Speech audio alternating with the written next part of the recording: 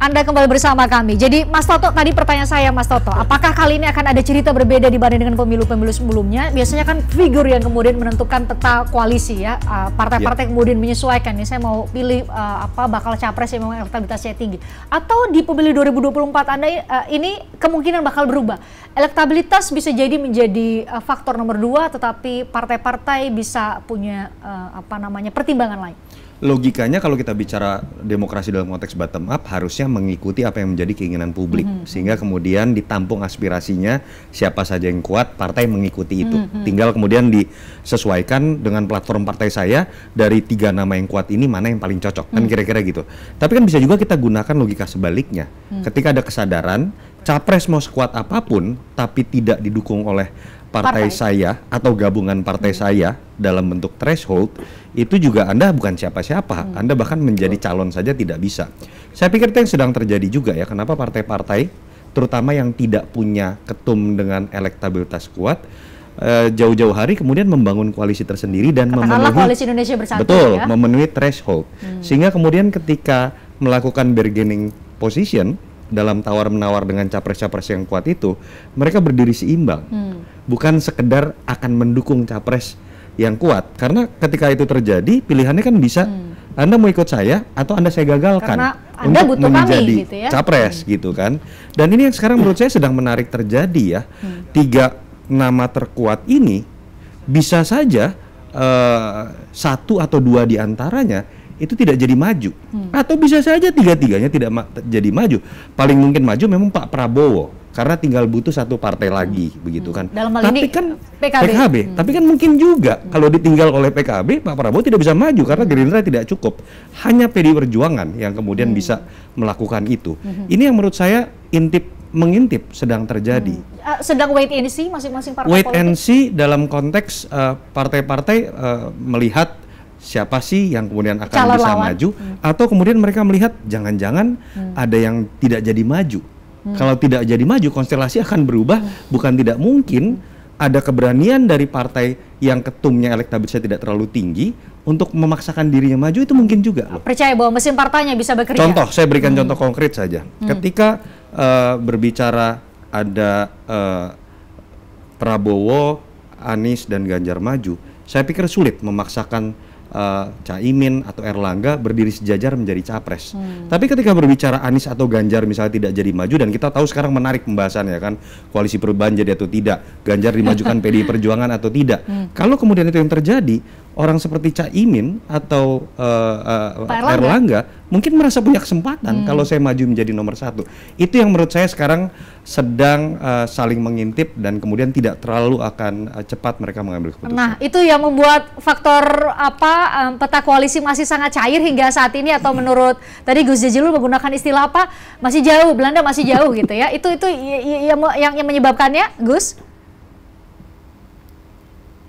Ya, jadi memang apa yang disebut oleh Pak Yunarto tadi soal intip-mengintip itu, kan memang dinamika masing-masing koalisi itu belum selesai.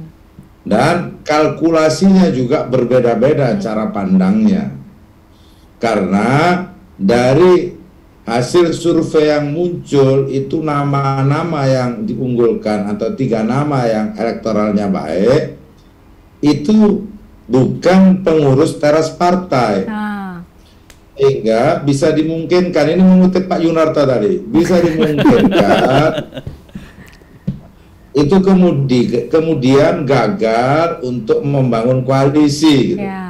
Nah, kalau Mbak Fristian, kalau saja tidak ada presidensial threshold, maka sudah ada partai yang mengumumkan pasangan presiden dan calon wakil presiden.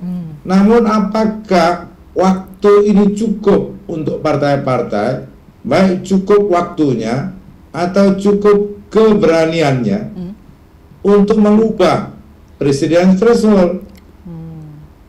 Menurut saya tidak akan cukup waktu dan tidak akan cukup keberanian. Oleh sebab itu, yang disampaikan Pak Yunarto bisa jadi benar, bahwa nanti limitasinya akan makin mundur menunggu tokoh-tokoh yang elektoralnya tinggi namun tidak punya jabatan elit di partai politik atau bukan pengurus partai politik, itu kemudian gagal. Kami tidak mendoakan koalisi perubahan gagal. Ini analisanya Pak Yunarto saya. Tidak mendoakan tapi mengharapkan ya, bisa jadi begitu ya. Dan gini Mbak Kristi ya. Ketika kami koalisi dengan Gerindra saja, yang di situ tokohnya cukup, memenuhi juga ambang batas, itu saja masih diragukan. Apalagi kalau hanya lewat press release, apalagi hanya kumpul ngopi-ngopi. Ini partai yang mana nih yang lewat press release ngumumin capresnya nih, Gus? Saya hanya mengibaratkan itu saja. Ibarat atau itu fakta, Gus? Itu fakta. Oh, itu fakta. Koalisi yang mana makanya? Koalisi yang mana?